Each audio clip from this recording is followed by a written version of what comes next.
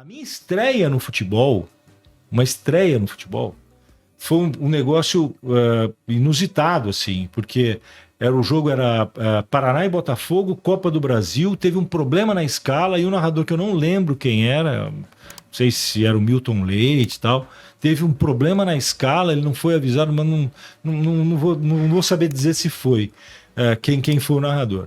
E aí me avisaram, eu estava fazendo handball nessa hora. Eu abandonei o handball para narrar futebol Copa do Brasil. Cheguei lá sem nome de jogador, sem nome de árbitro, sem nada na mão.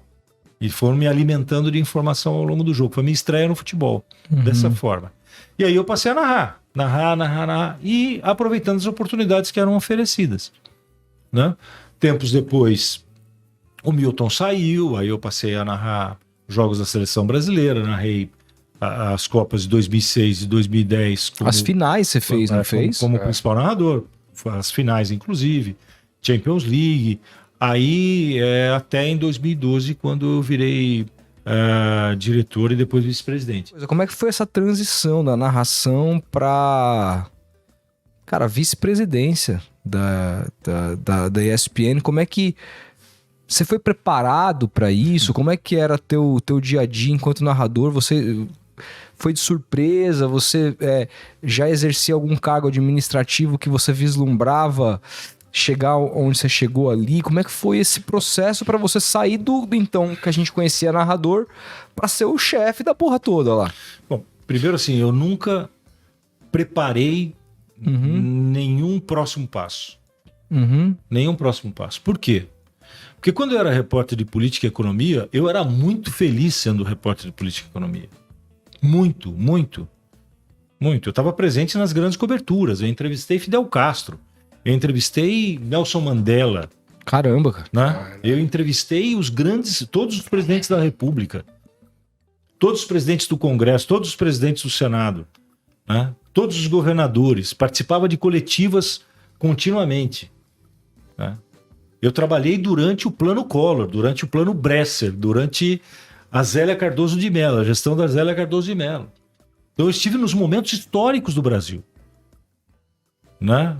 Queda de avião da TAM, eu estava do lado quando caiu o avião, em 96. Né? Então, infelizmente, em alguns casos, mas jornalisticamente era necessário que fosse feito. Então, eu era muito feliz fazendo isso. Quando surgiu a oportunidade de ir para a ESPN, quando eu cheguei à convicção de que eu tinha que sair, eu fiz uma mudança, foi absolutamente natural para ir narrar. E nunca achei que eu fosse narrar, porque eu não podia narrar. Eu não podia aparecer. Eu podia fazer gravação de off, mas não podia aparecer. Né? Porque eu tinha um contrato lá com a Cultura. Quando eu saí da Cultura, que eu tive liberdade de fazer, eu vivi os grandes momentos da minha vida, né? Com Olimpíada, Atlanta, Sydney, Atenas, Pequim, Londres, Brasil, né? Copas do Mundo, foram 98 na França, eu fiz uma das semifinais no estádio, né? Eu tinha 3 anos como narrador. Comecei em 95 e 98 eu narrei Croácia e França numa das semifinais. Né? 2002 nós não tivemos direito, mas em 2002 o Guga estava em Roland Garros e eu fui fazer a cobertura do Guga. E em 2002 eu voltei ao hotel onde a seleção brasileira concentrou-se, o João Laferrière, em 98. E eu fui no quarto onde o Ronaldo teve a convulsão. A gente fez uma reportagem especial sobre isso. E a gente coletou uma entrevista que, para mim, foi brilhante na época, que foi do jardineiro, que via a seleção brasileira sempre sair do mesmo jeito, né? Convicto de que a seleção não vai perder para ninguém. Mas na final, no dia que saiu para jogar com a França em Saint-Denis, ele falou: o time saiu daqui derrotado, porque o impacto que houve do que aconteceu com o Ronaldo para o time.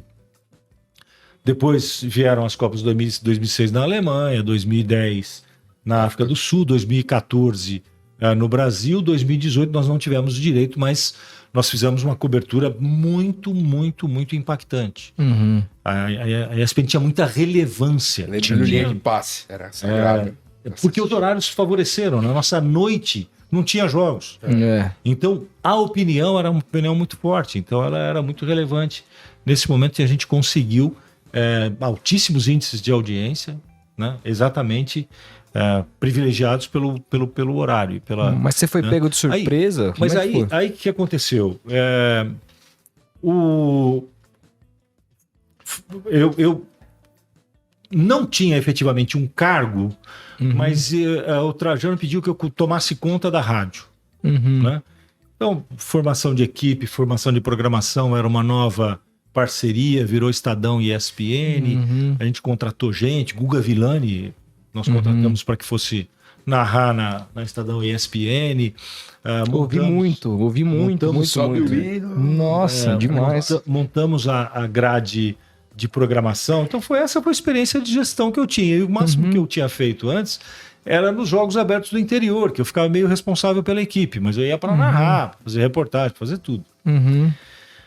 E aí ele me chamou na sala dele e falou que não ia continuar, que ele tinha tido uma discussão com o pessoal da diretoria, tinha cansado, para ele tinha bastado e que eu tinha que ser a pessoa... O Trajano, a assumir o lugar dele. E o convite veio por intermédio do presidente da ESPN na época, que era o Germán Hartenstein. E o Germán chegou para mim e falou, olha, o Trajano vai sair, eu preciso que você ocupe o lugar dele. E eu falei, eu ocupo o lugar dele com uma única condição.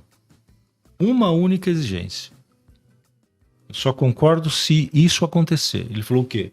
Se o próprio Trajano concordar. E se ele continuar.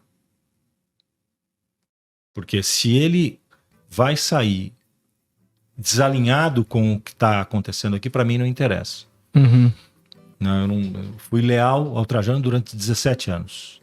Extremamente leal em todos os momentos. Inclusive no momento em que ele quase saiu, eu estava de férias. Ele tinha se desentendido com a diretoria, ia sair, se formou um movimento interno para que ele não saísse. Eu interrompi minhas férias e vim para São Paulo para participar desse movimento.